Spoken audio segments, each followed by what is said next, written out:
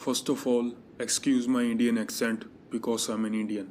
Second, this video is not for the weak-hearted. If you are like that, kindly close the video and leave. Nearly every conversation I have had with an INFP went like this. Them. I have this problem. Me. This is how you fix the problem. Them. I don't want to know the solution. I wanna talk about why the problem exists. Guess what? We already know why the problem exists. It exists because you're more interested in talking about the problem rather than fixing it. It exists because you're lazy.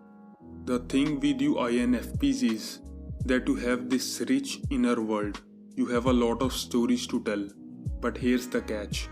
Nobody gives a shit about that because everybody have their stories to tell. I do too. In this world, people don't judge you for what you have to say. People judge you based on your actions. That is especially true if you are an adult. You might tell yourself, oh, I'm this person who has so much to say, so much insight, so much knowledge, but no one understands me. While you are busy contemplating life, what others see is a loser nobody who shuts himself in his room, lies on his ass all day, and don't do shit.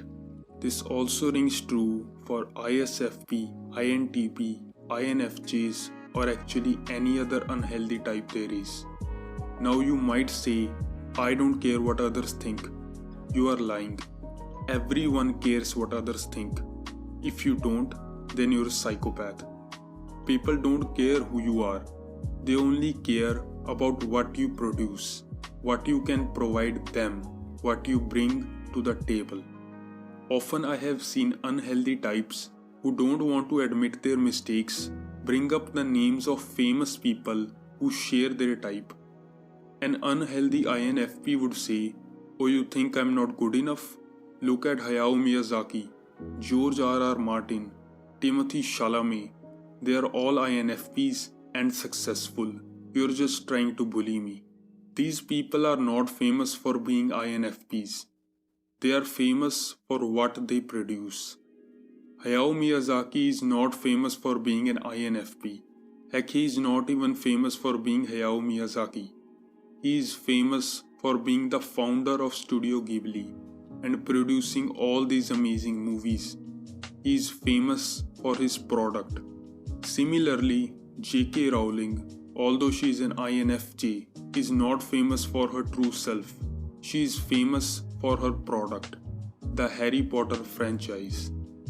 The bottom line is, no matter how creative, informative, or imaginative you are, none of that has any value unless you turn it into a product, unless you find some way for it to reach many people. Because if you don't, you are pretty much a loser. I know this is hard to swallow, but there are two types of advice. There is the advice which sounds nice and real advice which makes you feel like crap. What is real will not make you feel positive. It will stress you out. INFPs often don't put in the work because they get easily distracted.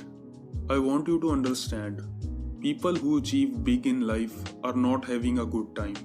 They are grinding. You have to push yourself through it. That's the only way. So shut the fuck up and start grinding. And lastly, the biggest reason INFPs struggle is because they have this fear that if they overexert themselves, they will lose their true self. That's bullshit. Struggle, misery, and pain is what changes people. The one who is able to retain their true self through hardships is the one who is truly authentic. The one who embraces pain, pushes through it, and is still able to be true to themselves. That's the challenge. What you are doing is just avoiding pain. I hope you found this video helpful. Thank you.